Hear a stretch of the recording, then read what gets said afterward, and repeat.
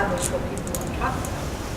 And they decide what they want to talk about. They decide what things are really important to them. And then someone says, I really want to have a conversation about this. And they go over to the corner, and whoever wants to have that conversation with them goes and asks them. And the theory around that is that the right people are in the room. And if there's only one person who has something they want to talk about, and no one else in the room wants to, they just wait for the next time. It's really great. I like it. And actually, what comes out of it is a lot of energy and also a lot of action. So basically, just your passion is driven by your connection at the time. And I've seen more action, less talk, more movement in those kinds of groups. That's open space technology. It's really great. But it has to be orchestrated in ways that people feel like they're included and they're really part of the solution and so forth. So that said, maybe we'll do that. We're going to hope people will come back. Sign up for. What's that? I think that's what we signed up for. That's right. To have to change it.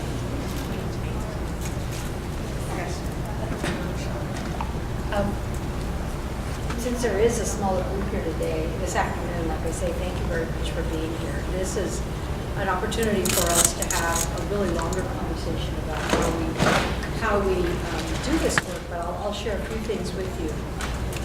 But the other is that I know I'm convinced that the wisdom is in the room. I am convinced that when we do justice work and when we do the kinds of work that we're all engaged in, is that, and I believe that truly that wherever people are doing the work, that's where it's happening. And we use a new phrase now where we call it taking wood to the fire.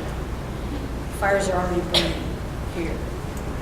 And all we have to do in the national office is to bring wood to the fire. Because the wisdom is here. And we don't profess to know all the stuff. What we're about, what our job is to make the connections. And make the networks and support the work that's going on in both the national and local level.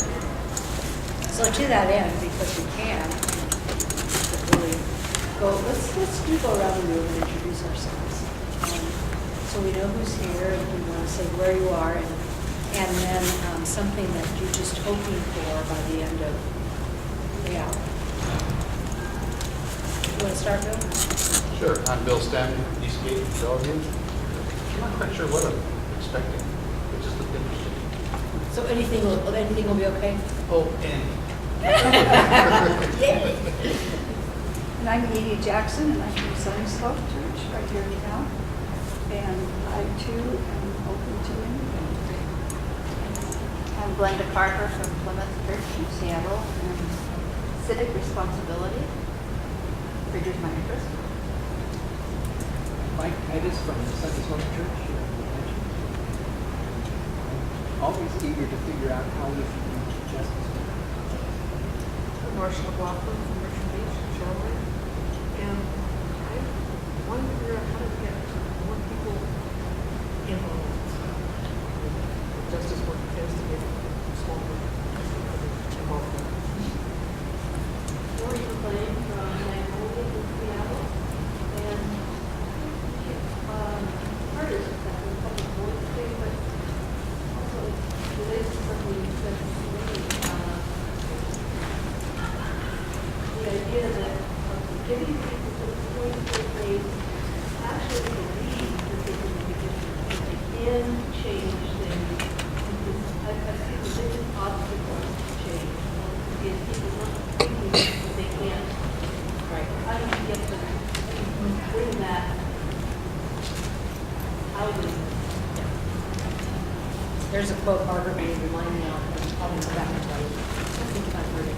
Janine Hill from University Congregational, and I'm in this denomination because you are doing stuff. When my gay son came out, and I stuck with my other church and decided when we made a move that I was coming to the people who were doing things. So it's there, you have it, and I'm going to be in. All right. Welcome.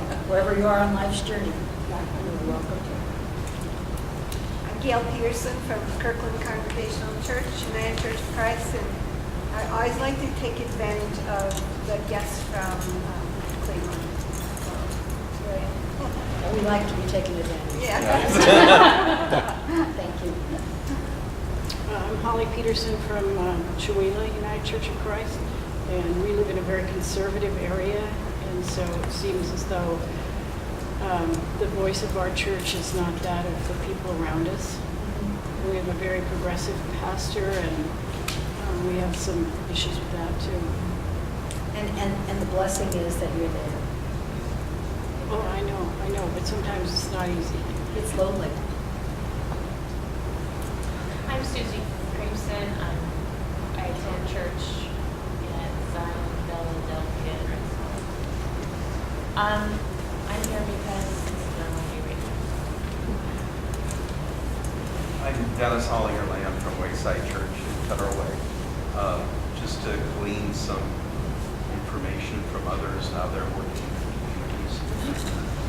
To let you know, I have an opportunity to pastor to Kevin years. Oh, you do? Yes. Great. You know that Kevin's going to be on the new United Church Board, National United Church Board. I'm so excited to see him. I ran into Kevin at Logan First not too long. Okay. Cynthia Riggin, pastor at North Shore United Church of Christ in Woodinville, Washington. Linda and I were colleagues at Civic School of Religion, and I knew incredibly inspiring and hope-filled. So I'm just hoping to be in that energy for now and then. We had a great year of this. Cheryl Hall, from Sunny School, and just interested in learning more about the body type. Mary Millen from North Shore, Bloomville. And I guess I have one specific question, and otherwise I'm just here to get energized too. Justice. It's ironic, I was a child of the 60s, but justice seems like a narrowing word to me. I'm not sure why. Okay. So Interesting to have a long conversation. So I'm pretty apathetic. From Eastgate. United Eastgate got this app. Not mine. Of course not. Backpacks with soap. Ooh, I like that. That's good. Let's use that one. Backpacks with soapboxes. I'm Mary Ruth Curie, Joel, United Church of Christ, Richland, and I might say that I like being what I can to the conference to get what I can. That sounds creepy, but to hear what you have to say, because I think I don't get to hear that often, and I like it every time.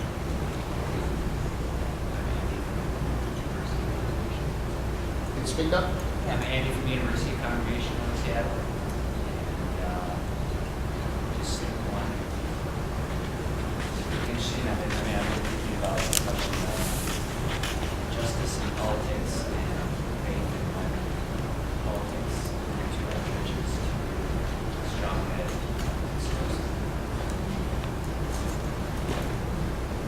I'm Ruth Brandon, and most of you haven't a clue who I am. I've been in this conference for 2 months. I have not yet joined a church. I have experience in 6 other UCC conferences, and I've been at various general synods, and I've been a justice person since seminary. I am. And you're lucky to have it. All right. And where do you live? Oh, I live in Everett, and I've visited 4 churches so far. I'm Linda Jaramillo, and I'm in our offices in Cleveland. But as I shared yesterday, I have colleagues and staff persons in North Carolina and San Ysidro, California, in Washington, D.C., and he's here. Many of them he is contracted consultant to us, Justice and Justice Ministries, Commission for Women, and she's also doing she's various coordination for the environmental justice centers. And in fact is coordinating our immersion part of that training in other parts of the country. So that's been really a blessing for us. And you want to say your name and where you're from? Something to you. I'm Judith Holloway, and I'm from Chewelah, and I'm apologize because I'm going to be going through some slides. And I know. This is Esther. Oh, I'm sorry. I didn't know you was trying to I'm swap Esther it. Pfeiffer at Eltopia. Sorry about that. I snuck in. And I'm going to share with you this, and like I say, we're going to be switching back and forth, so I'll do my best. You don't have to move the chair around too much. But about 2 or 3 years ago, one of the things that we discovered, and those of you who have been familiar with the structure of the United Church of Christ at the national setting are aware that we have currently 5 governing bodies and 5 governing boards. And each of the governing boards, well, 4 of them have 55 people and the other has 78. And each of the officers of the church is accountable to a different board of directors. And so that really means that we've had difficulty actually coming up with one single vision. And so you're going to see some of the work that we've been doing over the last 2 or 3 years, because part of what we've been called to do and asked to do by the church, as the offices of the church, is to really think about what could be a unified vision plan. What is it that we're really saying? Who is it that we say we are? And what is the work that is about our work in the national setting? So this particular vision plan was one that we, as a collegium of officers, have been working on. When Joffrey Black first came to be General Minister and President 4 years ago, the first year of his ministry, what he did was he did a big tour in the United Church of Christ and visited in many, many places around the church and asked the questions is, what is it you're looking for? What is it that the church, what can we be doing and how can we be supporting the church from our offices in our national setting? So a lot of that work has gone into this, and then all of the rest of us have been really in these kinds of information gathering stages. So the vision plan for the national setting of the United Church of Christ was adopted a year ago. And I thought it would be really important to share that particular vision plan with you because it is the undergirding. It is what I'm going to be talking a little bit about the Justice-Led program and how we actually undergird our faith using scriptural language and our theological understandings to do the kinds of social justice work that we do. And how does that incorporate it into our worship life? And how does that become part of our faith formation practice? So what we came up with and what we've adopted is this core purpose for the United Church of Christ. And it is, and I'm going to read it, drawn together by the Holy Spirit, we're a distinct and diverse community of Christians that come together as one church, joining faith and action. In covenant with the church in all of its settings, we serve God in the co-creation of a just and sustainable world as made manifest in the gospel of Jesus Christ. And frankly, people have asked us, well, so what's distinct about that?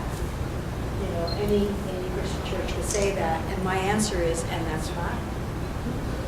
That's fine. This is our claim.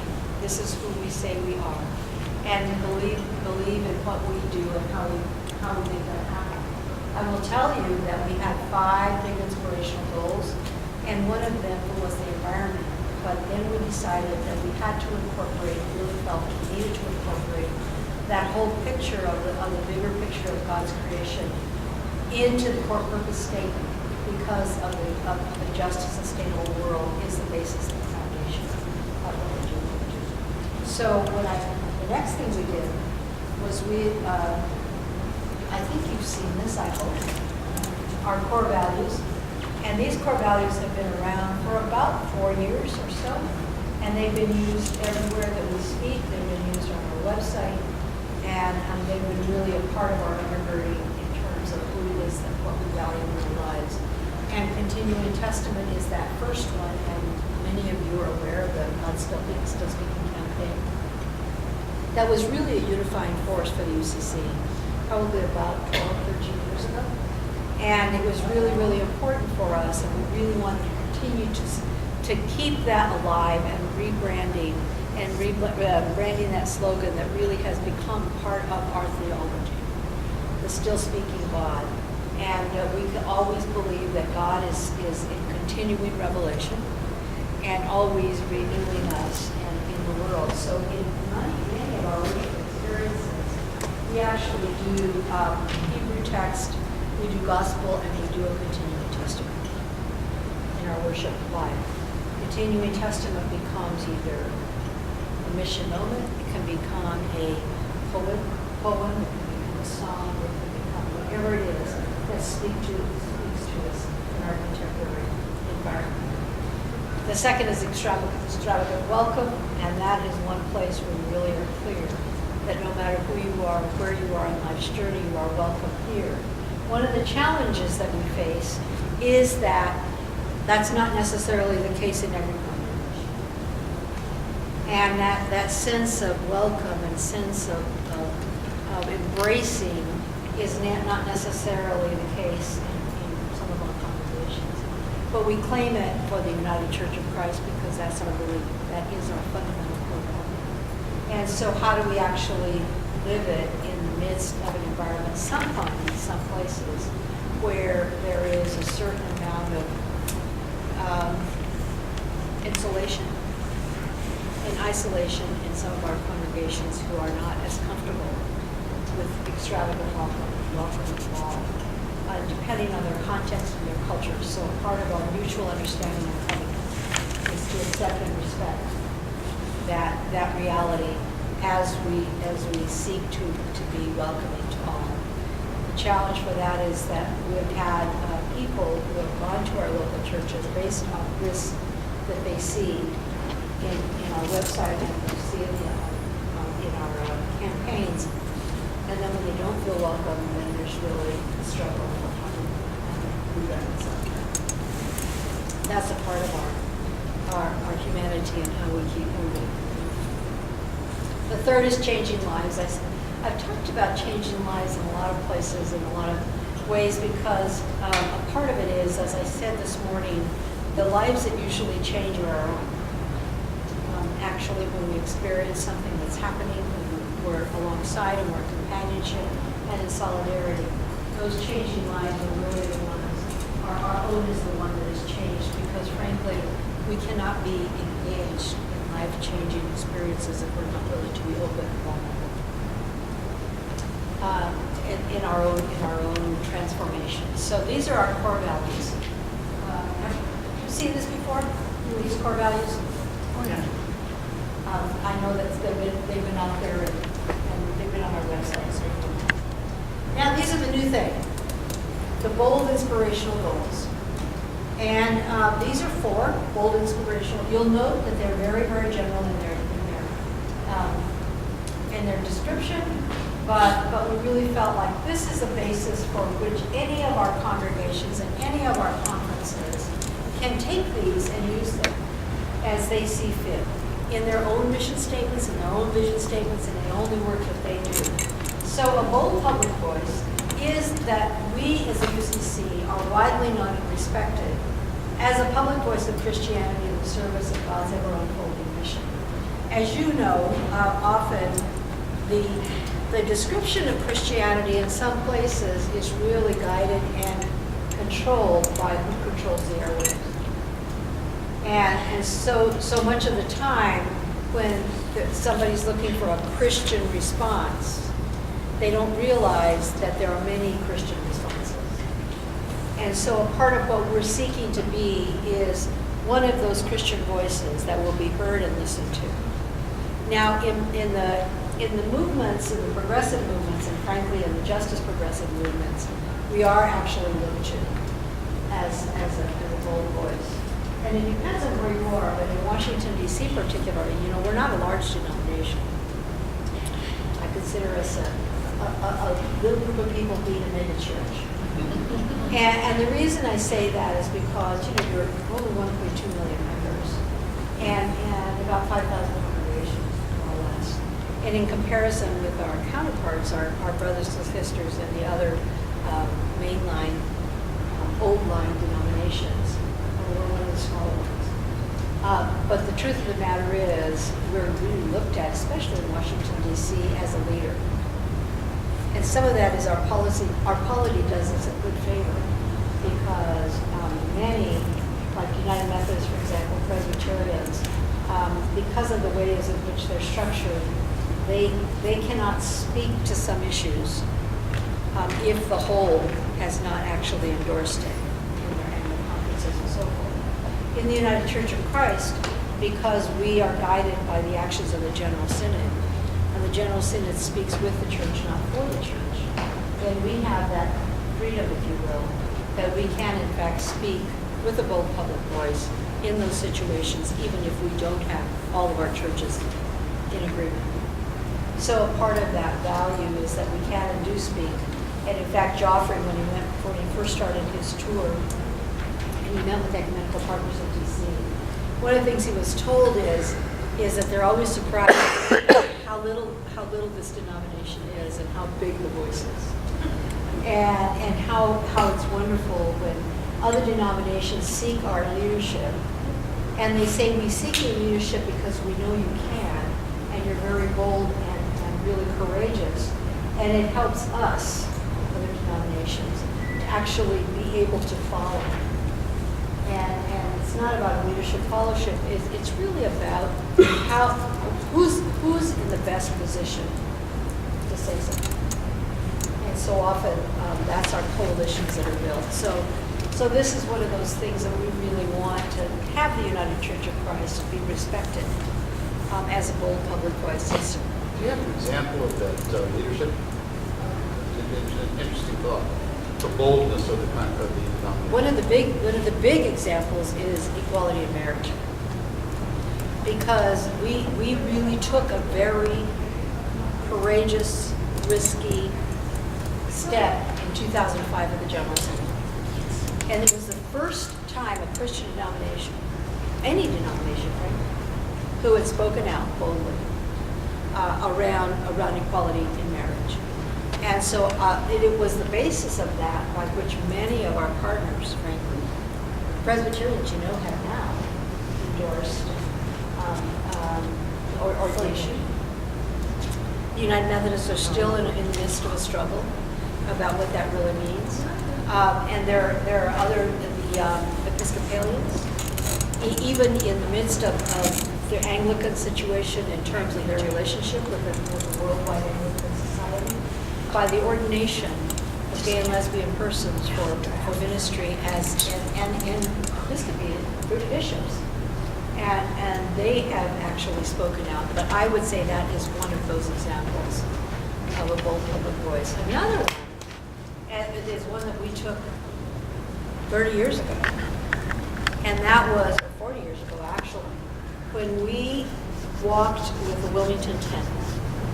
The Wilmington 10 was a group of people who were fighting in the civil rights movement and who actually were meeting at the Gregory United Church of Christ in Wilmington.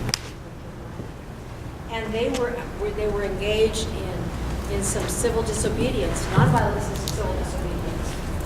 And they were meeting at that church, and they were engaged in some issues related to public education and segregation. They were arrested and charged for crimes that they frankly did not commit. And so they struggled, and only one of those persons, Benjamin Chavis, was UCC. But the rest really affiliated with the United Church of Christ. So basically what happened is over the years they were finally released, and they were released from jail and so forth. But the United Church of Christ General Synod posted $1 million bond for their release and their legal support. Well, what happened was over the years, and it just became last Christmas, 40 years later, that the governor of North Carolina pardoned them.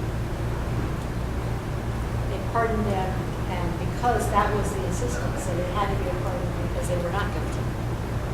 And that was one of those stands that we took as the United Church of Christ through the Commission for Racial Justice in cooperation with the civil rights movement that Dr. King was in. And that's 40 years ago. So that celebration of the pardoning of the Wilmington 10, in fact, will be part of General Synod this year, with Ben Chavis being with us. And so that's a very, very significant time that we spent in those years of the 60s and so forth. Another piece was in that time of toxic waste and race. was published. It was when the environmental racism movement was born. And in fact, we shared some of this last week at a gathering in Cleveland. And the United Church of Christ Commission for Racial Justice was a bold public voice about toxic waste and the impact that it had on communities of color. So I think those Everett Parker in the Office of Communications. Office of Communications, Everett Parker, when the OC Inc.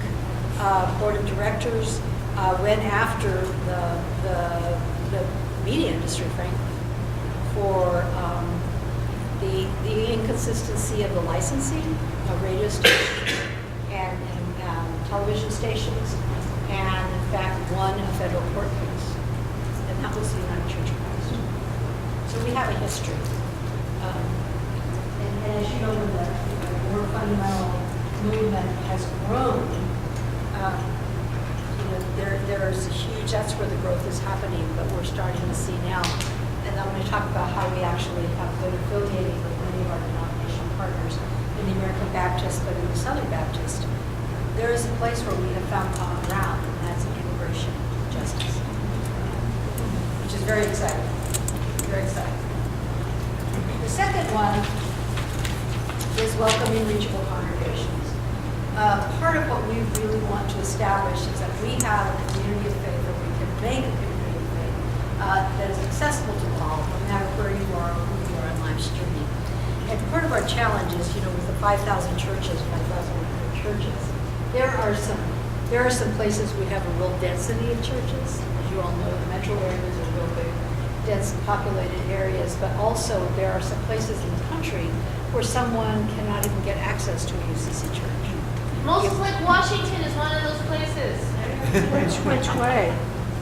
That's why I travel to Lidsville. So it is true that there are places where people really want to be affiliated with the UCC church, and it's a distance to travel, and that community life becomes a real challenge. So part of this challenge here is how do we actually get this to happen in those environments and in those sparsely populated areas, and or in places that you're talking about that really there's not a community of faith. So there's other ways we can do it. We're exploring an online church, an online welcoming community, a congregation, if you will. It's called Extravagance UCC. And really exploring, in fact, at General Synod, we will be launching a process between this General Synod and next year for a new church start called Extravagance UCC, which will be online based. Darkwood Brew is doing that kind of work right now, and I think you may have heard of them. And they're actually having congregational members in China and India, Africa. So it's been a real exciting movement. So that's our second big inspirational course. And this is what I was talking about this morning, age discipleship. Is every UCC member will be well equipped to be growing in faith, be theologically conversant, and be active in the national and global mission of the church. And I want to come to the discussion around, Andy and I talked earlier today, but also how do we actually balance, how do we create balance in our lives, a worship balance, our prayer balance, a kind of spiritual growth and development that we're committed to doing, and how we incorporate all of that into a wholeness of ministry. That is not you don't have to make a choice. I mean, your spiritual grounding and your theological connection, and all of that leads you to do the kind of work you do in the mission church. So that is part of what we're really wanting to provide for people, what it means to develop our spiritual life. How do we actually do our work together as a community, but also how are we well equipped in terms of our biblical understanding and our life together as a community of faith. And this is part of what we're talking about in terms of kind of providing education, taking them to the fire. And this is the fourth one, is excellent diverse leaders, that we have a wealth of prepared excellent leaders who reflect the diversity of God's beloved community. I will confess to you that the United Church of Christ is not racially diverse. We know this. And part of our challenge is that we're frankly, in the demographic change of this country, and the kinds of things that are happening, I would propose, and I think it's probably already true, that the population of Caucasians in this country is very close to being a minority. And so when we think about the changing demographic racially, the changing demographic of the age population, the changing demographic of wealth and poverty, and the caste system that's being developed, there is a necessity for us to really provide leadership training and mentoring for a more diverse population of leaders. And this is both clergy and lay leaders. And how do we actually infuse an intercultural, multi-ethnic value into that? I'd be interested to see what you would think of how to provide leadership in that regard, training of leadership in that regard related to class, because I'm not seeing that anywhere. I went to PSR. Yeah. I'm not seeing it. Yeah, you're absolutely right. So, and a part of the challenge, one of the things that is, for example, we're launching, along with these bigs, there are 8 strategies, and I'm going to be talking about justice-led as one of them. But one of the 8 strategies is the Still Speaking Leadership Institute. And that is 2 things. One is we have leadership training programs all over the church. We have lay leadership academies, we have continuing education, we have all kinds of things going on in our conferences around education and leadership. Part of it is we don't have a good inventory of all of that. So it's really hard to give that kind of information out because we really don't know what's happening with that. That's one thing. Secondly, we're not providing adequate mentorship and invitation to people who would not be thinking about leadership in the church because of their status of marginalization. And so one of the things that is really essential is that when we in leadership who are here now, because you're here because you're leaders, is that when we see that potential, how do we know and what do we do to tap that potential that we might see sitting in the pews? The potential for leadership, and how do we support that? And then what does that look like in terms of preparation? So part of that is we have several scholarships that we have in place, but the truth is, frankly, I know this because I've got a seminary debt. Talking about seminary debt, it's the only place where you have to buy retail and sell wholesale. I mean, low-paying jobs, but it costs a lot of money to go to seminary. And frankly, our seminaries are deeply in conversation about the cost of seminary education. And what does that mean, and how do we do it differently by going to the people rather than having them come to the institution if you want. And I know the PSR is, because I'm on the board of trustees, and we're struggling with that whole issue of the face and the reality of seminary students facing in terms of education. And the debt of some people have debt for the rest of their lives because of seminary education. So this is that point. Now, as I indicated to you earlier, each of our ministries, and even in the coming of the Unified Board, each of our ministries has a very distinct purpose, and it will continue to be distinct, but it will be actually, we're blurring our boundaries. We're coming with one vision. They're incorporated together. So, for example, our new church development program is embedding an assessment of how that church and what the church wants to be, and an assessment of what their mission and vision and call is, that we embed the values of an intercultural, multi-ethnic ministry and an open and affirming perspective, that kind of thing, so that a congregation make a determination.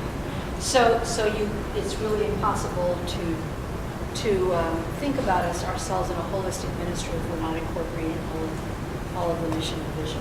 So this is our mission in JWM, is to speak and act prophetically, community mobilization, leadership training, issues education, public witness, and public policy advocacy. I'm going to go into leadership training in just a minute, but I know some of you have asked me over the last couple of days, how do you actually get people engaged when they really don't want to talk about social justice as part of their ministry? What does that mean when there's a resistance? And my answer is that everybody's at a different level of the growth. We're all, in different places. And my answer is that, God always opens a window when we close our own doors. So the point is that take advantage of those opportunities that actually bring you together to publish for purpose, issues education. So if there's a necessity or people are feeling compelled to really talk about what's going on, for example, in a literacy program in school, or caring for children in child care opportunities, or families who are struggling with homelessness. There are places and ways that we can enter that door of compassion. And I think it's important that we enter the door of compassion when we feel that there is a place we can come to agreement, which is why I said that the interesting thing we're finding with the Roman Catholic Church is that they're leading the charge on immigration. And some of it has to do with who's in their pews. But I will tell you that now we're engaged in conversation with Unitarians around immigration because they really engaged in immigration reform, but also in leadership training. We are now just recently in coalition conversations with the United Church of Canada around our commitment to First Nation ministry with Indigenous peoples. And Canada, frankly, has gone a long, long way in terms of respect for the founders of the nations and what that tribal relationship is. So I'm excited with tribal leaders here in Washington. We're excited about the possibility of a partnership in Vancouver, BC, with the Vancouver Seminary and some of the First Nations people that are in the southern border of Canada and in the northern border of the United States.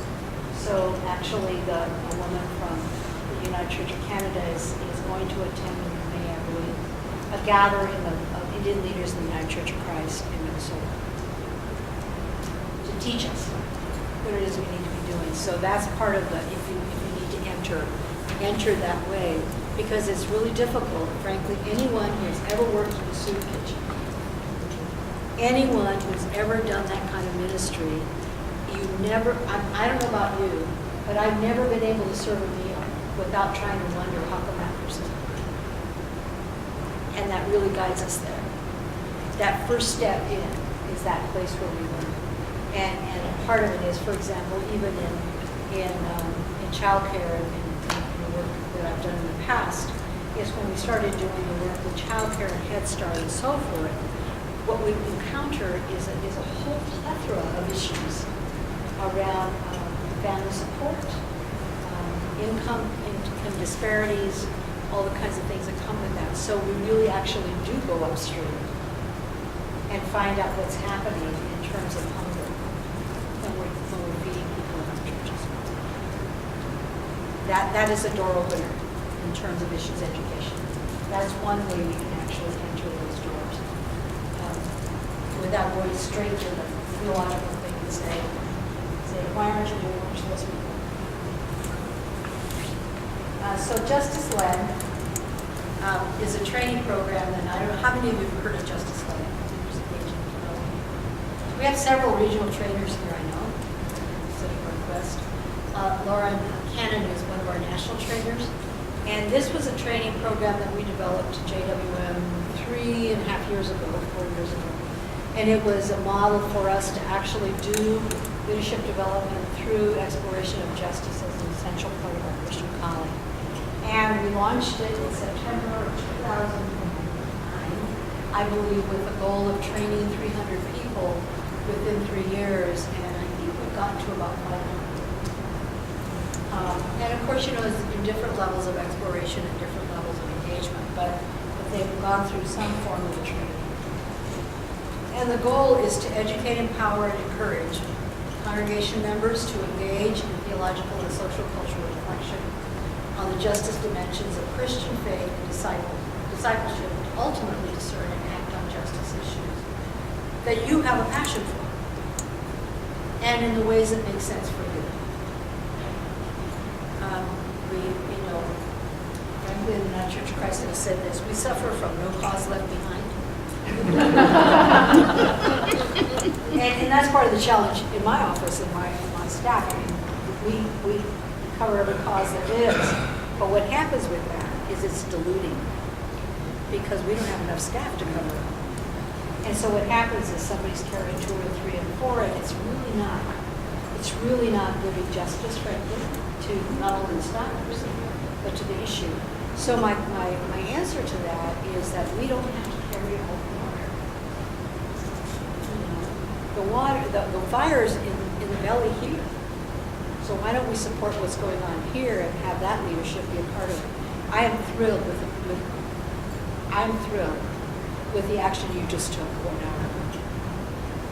That is a leadership statement to the church. And we're excited, and Rich Campbell and I are going to have a conference call with the staff in Cleveland who actually designed the Youth Adult, Young Adult Service Community, and Justice and Witness, and Lansing Water Church Ministries, and Justice and Witness Ministries. We have internships in Washington and around the country. There's no reason we can't partner with these countries around developing a larger scope of a pilot project that has already proven here to be a fabulous model for community, service community, in engaging in justice work. We can learn from one another. So that's a very exciting way for us to actually build into the system. Did you have a question? Well, I was just wondering, having joined the church and usually see it gone through some of this, a lot of times you come in and you're excited about a project that you're going to do and the church is doing it. Then all of a sudden you find they're asking you for 5 other committees and all kinds of different things. And so it's hard to respect the fact that, you want to be agreeable, but, something has to be done there so that you don't burn out somebody and make them have to say no to something. No, this is what I'm focusing on this, I'm educated on this. So I don't know if there's in that training if you have that prospect of looking at the people that you're working with to not spread them too thin. In the 5th session of the training, there is a process by which a congregation can discern its highest priorities. And individuals are going to continue to do the work that they do, no matter where they are. You're going to follow your passion. But congregations actually, there's no cause left behind. Our guilt really has us to a place that's not very graceful to ourselves. And so part of it is the opportunity for them to go through a congregation, or a group, to go through a discernment process and determine what the highest priorities are. And one of the things, actually, to be honest with you, that's one of the challenges we face in the General Synod, is that we pass resolutions after resolution. And my theory is we have to revolutionize the church rather than resolutionize it. And what that really means is what happens is a resolution comes from the General Synod, it's put in the hands of the national offices, and of course our income is diminishing, just like everybody else's. And so it's been put in our hands, and then you take care of it. That's not going to happen anymore. The the resolution author is going to have a responsibility to fund it. And we're looking at a new way of doing that kind of work together. Not this Senate, but perhaps in 2015, about how do we actually discern. And some of those are really based on mutual accountability and really talking. I really love the conversation today about the book of religious. And the conversation that had to happen is, why are we doing something that we haven't discussed with the people who are involved? And your decision last year to table it for this conversation to happen. So that's a really important piece. So in answer to your question, I don't know how to practice saying no. And that might not even be, it's just from that coming in and being excited as a single person coming in to do something, and then there are lots of projects, and I respect that there should be a lot of choices we will do, but they always want to add, everybody of those committees want to add it on to that new person coming in. And so that becomes overwhelming for people and a group to, yeah. The congregation has to say no, and the person has to say no. Well, you know what happens when you spot good leadership? We use them. You know, truly, and that's what's happening, is they've spotted good leadership. And they're saying, wow, this person can do this, this, this, and this. And a part of our challenge for ourselves, frankly, is to know how much we can do and can't do. And Unitarians have established a new way of doing it, and that's one thing I'm learning along with that one, is their assemblies. They have annual assemblies, national conference. Can't imagine the great general assembly can do one person. But the truth of the matter is, what they've done is they have one priority at that assembly. And it is really galvanizing. Last year they met in Arizona, and the decision they made is not to boycott Arizona based on the immigration issues, but in fact to be present and do witness. And there were, and we went with them, there were thousands of us in yellow t-shirts. The yellow t-shirts say it's standing on the side of the road. That's their thing. Thousands of yellow t-shirts protesting outside Tent City. It was a sight to see. And really challenging the sheriff's incarceration of people in 110-degree weather in Tent City. So that was one. This year, they're meeting next month, and their issue is environment. So the environment. So that we could go to something for that. Now, this is part of the definitions that we've talked about already, so I'm not going to go into too much detail. This is directly out of our manual, our training manual, that we felt it was really important to identify those areas of definitions of what the difference is, what compassion is, what charity is, and what justice is, and not to diminish any of them, but to understand what the difference is. And our calling is compassionate people, and how do we respond to the immediate needs of the suffering, and then how do we get to the root cause. So this is the justice-making sort of circle of things that we go through. So this is the definitions that we've used. Does anybody have any questions about those? And this is directly out of the manual. And this is part of the ways that we can help your church or your ministry to better understand the biblical, social, cultural understanding and grounding for doing the justice work that we do. Secondly, we offer leadership development for lay leaders and clergy who care about justice and wish to share the justice-led ministry with their own congregations. And we empower congregations to be faith-based champions, and this is around the piece in the our mission statement around policy advocacy and public witness. How do we help to engage with others in after justice issues that matter to you? And this is how. This is our definition of advocacy that we have adopted from the Latin American Working Group in Washington, D.C. Advocacy is an action taken by individuals standing with or for a person that is denied justice. And also it can include, we talk about education, public policy, coalition building, participating in nonviolent actions, and effective advocacy support for individuals and groups working to correct injustices. Somebody asked me earlier, what did you get arrested for? And I was arrested in front of the White House because I don't know if you remember the 100,000 signatures for peace against the Iraq War. And we actually got 80,000 signatures from members of the United Church of Christ. And we actually packed them up in boxes and took them to significant congressional leaders who received our boxes in their offices. We took all the petitions with all the signatures and tried to get them to the White House. President Bush would not have it. So we stood in front protesting, John Thomason, protesting to deliver this box of signatures. And we were in the no stand zone. There's a no stand zone, no stop zone for Thailand. And it was orchestrated. We orchestrated our arrest. And frankly, we know if we didn't have to stay very long, we were taken in and we were incarcerated for a few hours. But the truth of the matter is, it was a public witness that really called to attention that the people of faith of the United Church of Christ and the Unitarians joined us. Really were calling for an end to it. And so that's what that particular experience was about. And ironically, it's interesting, in that same area, and that was 2007, I believe, 2006, 2007.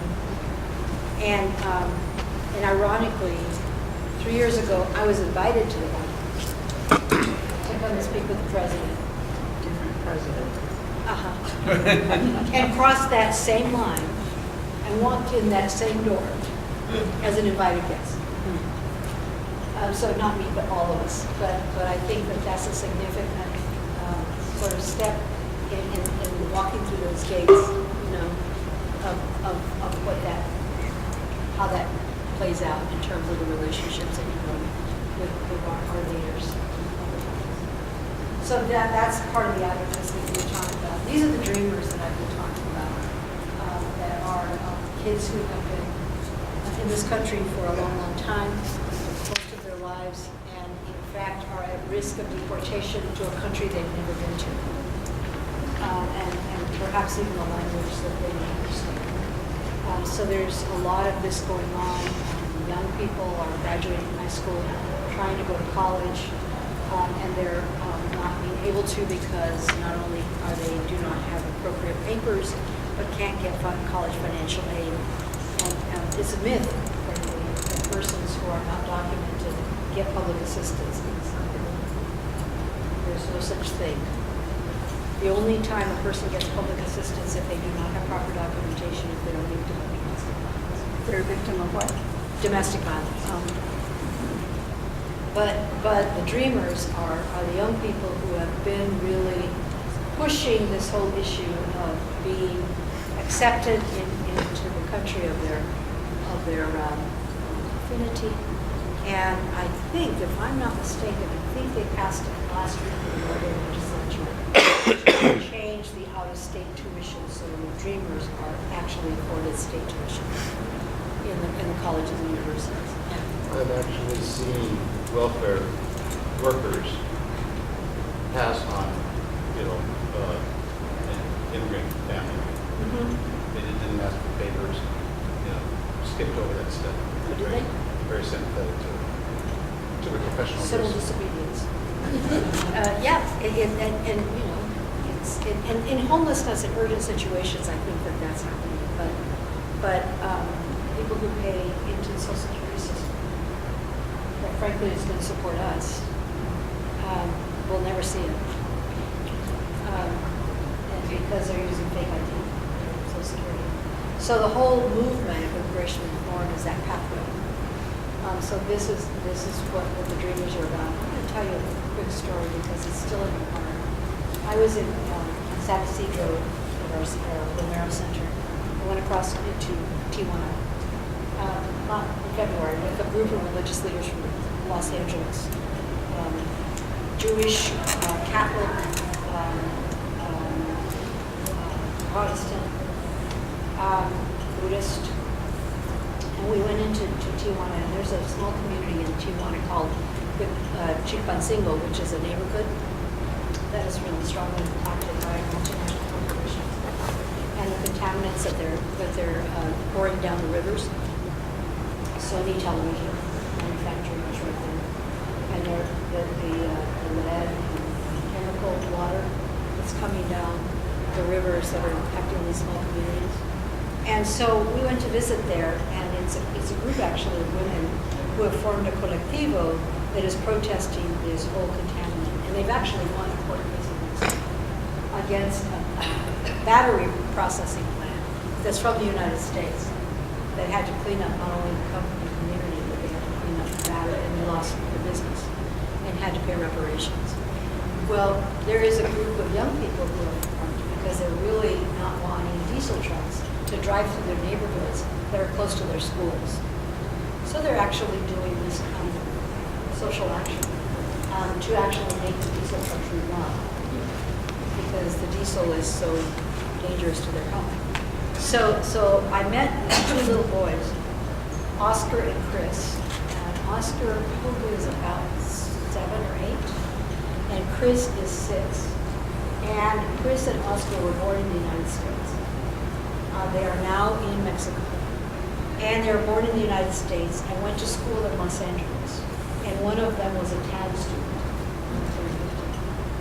But when the immigration hostilities were raised and ramped up in the last year they were born in Arizona and Southern California, their parents, who are not documented, they have 5 U.S.-born children, 40 U.S. citizens. Their parents decided that they didn't want to risk the deportation and then lose their family and have to leave at the time if they were deported. So the parents decided that they would relocate to Mexico. These little boys speak very little Spanish. They speak some Spanish. They're not going to school because there are no schools. They've been there and they just hang out. And Oscar, the older one, told me, I asked him what he does all day, and he said, well, just hang around. He said, I've had people ask me if I can teach them English in the community. And he said, but I'm not going to do that. And I said, why not? He said, because I don't know that a child can teach an adult I wanted to just move there and tell him he was a wise elder. And but that's the kind of thing that's happening among these families. So this is part of that advocacy, the Oscars and the Chris's, that for whatever reasons the family came here, and it's probably around economic need and survival. And now they're faced with this whole family division, family fairness system. Yeah. So anyway, here are the training options that I shared. They're regional, local, and special group. We talked about that a little bit.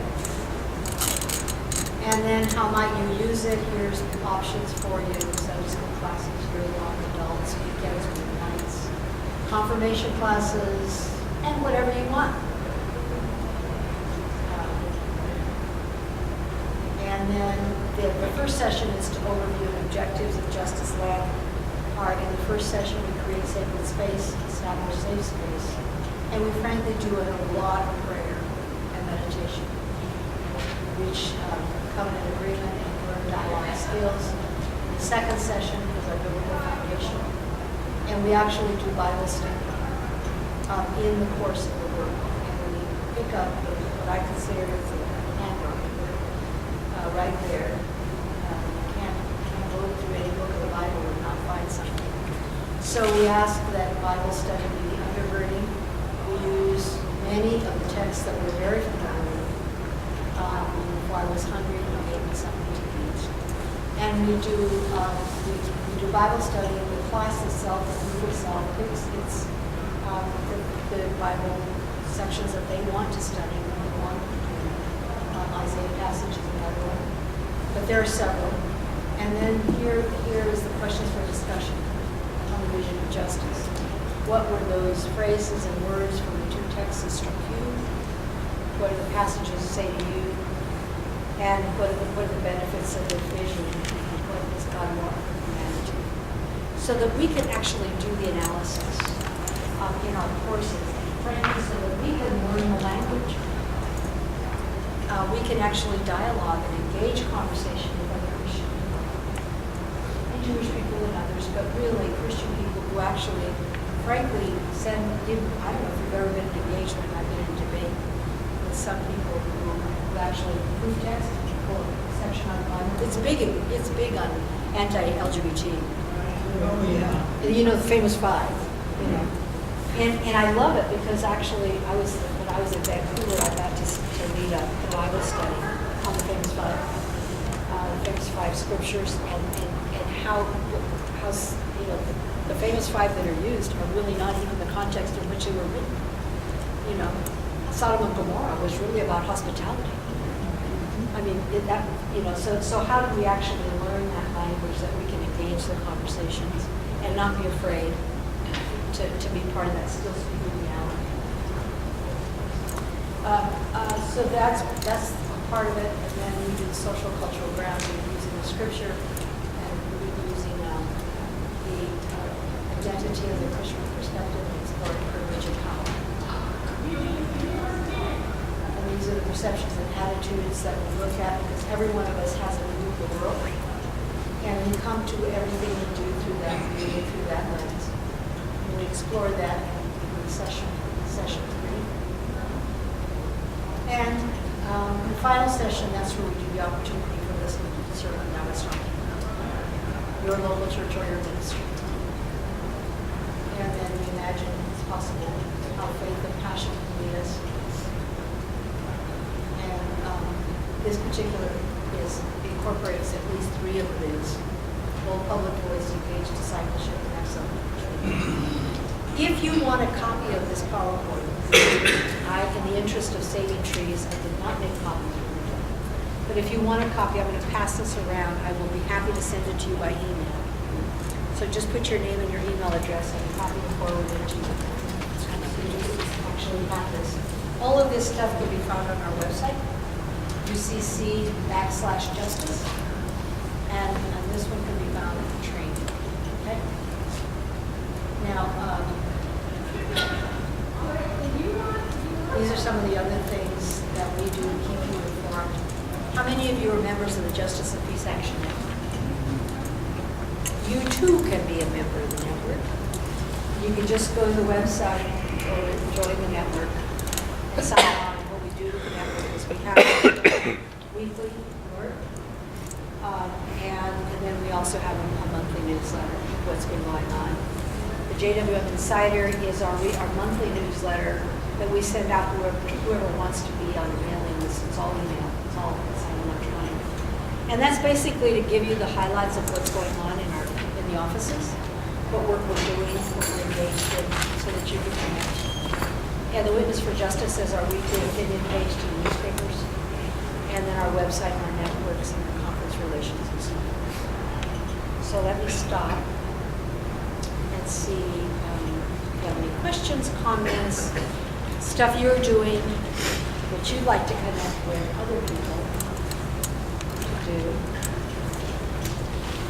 I have a quick story. I was in Washington, D.C., and I watched an old man in a wheelchair couldn't fit in the paddy wagon. So he got out of his paddy wagon and got in. It was for an LPG vigil there, and several were arrested. And at the time I was a Presbyterian, and I joined the UCC church. I found out that you're never too old to do something when you're determined, and it was a $1,000,000 company. And I can still see, I mean, it was one of the first actions I ever did, where I was with a group of people, and I can still see him today, stand across the way, getting out of that wheelchair. And they said you can't turn around because you're in a wheelchair and walk back. And he got out and got in. And and it was years later that I learned that it was William Sloan. I mean, I knew the name, but I didn't know who he was. Yeah. It's interesting. We can do it when we're older. Well, and that's interesting because, those are some of the experiences you remember. Like, oh, man, I just like that, Okay, maybe hold a sign on there. I'll do it. Yeah. Any other thoughts, questions? Yes, ma'am. I visited with a friend here in Wenatchee over lunch, and one of his comments was, I don't think churches should be political. Yeah. And I get that often. Oh, yeah. So how do you get out of that box or attitude? And what can be used instead of political that's Well, what I say is justice work is theological. And it depends on how you use the word politics. because frankly, politics is our engagement in public life. Politics is our commitment to democracy. Politics is one of those values we hold dear in this country. And so a part of that is how do we actually get to the conversation about what political really means.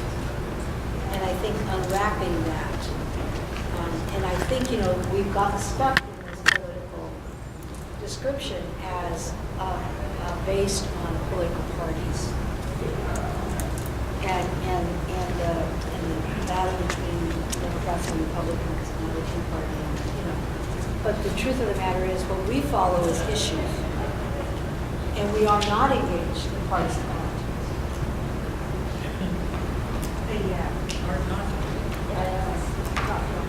And I'm challenging President Obama on a couple of things. A friend of mine, I worked with for a long time, showed up at our church one Sunday. She just said, hello, and then she went and sat down, and then she came back to me at the door. She said, I just want you to know, this is the first time she's ever been to our church. She goes, I just want you to know, I'm not leaving my church. My church left me. Because during election time, her church, local Lutheran church, said, you will vote for Romney and who was running with him anyway, Romney and Ryan, and you will vote against the marriage equality thing, or you can't really call yourself a Lutheran. And they said that right there from the pulpit every Sunday. So that is the kind of politics that even, that isn't what we're supposed to do. Because we should be able to have our own personal opinions and vote how we want to vote. But I thought it was really interesting. She just loves our church, which is great. But I feel really sad for her because she said, I've been a Lutheran my whole life. She was like, you don't ever feel different. And I said, I don't know. I don't know how it's going to go for you. But it was kind of sad that she was so, it was just horrifying to her to have the politics. I agree with you. We can't separate it. It is life. But there's also some part of that you have to limit what we tell other people. We can't tell them. Well, in our civic laws, if they want to maintain their, I'll share with you about our paper vote that we're hoping to do that on next issue. I really liked what David Anderson. Can't hear you. I really liked what David Anderson said today behind the women's religious discussion, because that, to me, that was one of those moments where, it could have been like, oh, well, you're less Christian if you don't support this amendment. You can imagine how it could go that way in different contexts. But David encouraged he said one of his rules was don't. But anyway, one of his rules was don't critique the Christian conviction of somebody else just because they have a different belief than you. And when you make that a ground rule, I think it allows people to have a conversation about why they believe something. That's why I worry about justice, because it's a little bit of a whole loud. That's why you have to be careful about not being self-righteous. Yeah, that's exactly what makes me And I think a lot of that is just really what is it, why are we doing what we're doing?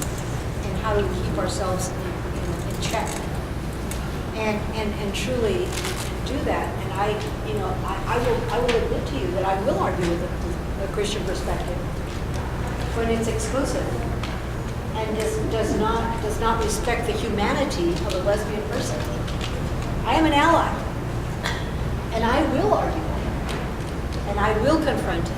I will confront the necessity for assault weapons, okay? And I will confront those kinds of situations because whether I agree or not, it does open the door to dialogue, but the truth of the matter is that if it actually is degrading to a human being and renders them less than human, to me, that's where I get to a place of real anxiety. And I do agree that we have to keep the discussion.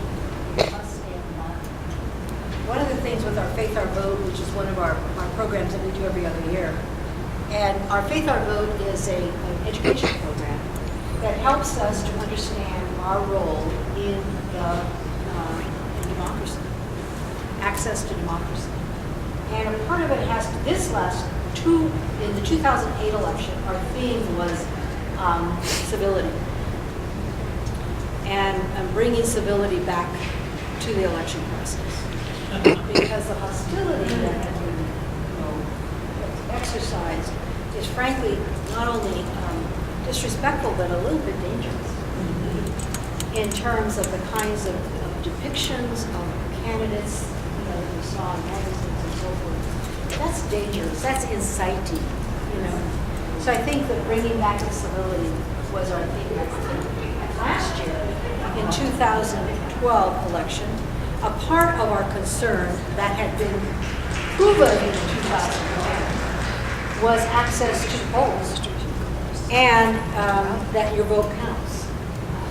And so in Ohio, as you know, there were precincts that lost ballots and so on and so on. And in Florida, you know the story. So part of our campaign last year was election protection, which included access to registration education for people to register to vote that didn't know they could.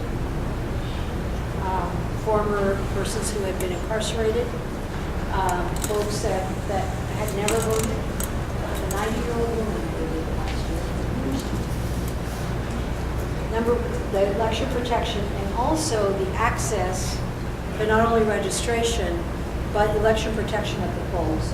So we organized people to actually go and monitor and accompany people to the election office and to the polls so that they knew that when they actually voted that vote was there and that vote was counted. And it worked really well because not only were they accompanying, they were voting in relationship. And then the third piece was the watchful eye of why polls were closing and how it was viewed. Because frankly, that is an effective marginalization. And then the redistricting. So that was a lot of the work we did last year in terms of election protection. And did it with ecumenical partners, frankly. Our Faith Our Vote was a UCC program of curriculum, but now 3 or 4 denominations are using it. And the Unitarians are using it, adapting it to their faith tradition. So I think that those are ways in which we can engage in the public square and be responsible citizens from our place as people of faith. And when people ask, why are you so interested in this? I think I'd love to be able to tell them why and use the foundation of my faith to be able to do that. Because I was an activist. I don't know if I told you that. My mother told me I was an activist when I was 5. I think it's because I'm bossy, but organizing kids. My parents really were really strong activists in segregation of schools. I was a child of a segregated school system. Round point segregation, not black. In Southern Colorado, when we were put in different classrooms. And my parents argued that on that in the public school system and actually won a case of civil rights violations way before the Civil Rights Action. And so I think a part of that, maybe it was related to our church, maybe not, I doubt it. But that's sort of where that fire started burning. And then I figured out later I wasn't sure why I was doing this. Because, there's activism that we can all be engaged in that I needed to really have as foundation of my faith. And our family is still very activist. But my sister is an elected official, and she does her thing like she's Roman Catholic, and so we have great discussions. In fact, we had a great discussion 3 weeks about Pope Francis. Any other questions? Yes. Okay, we're done.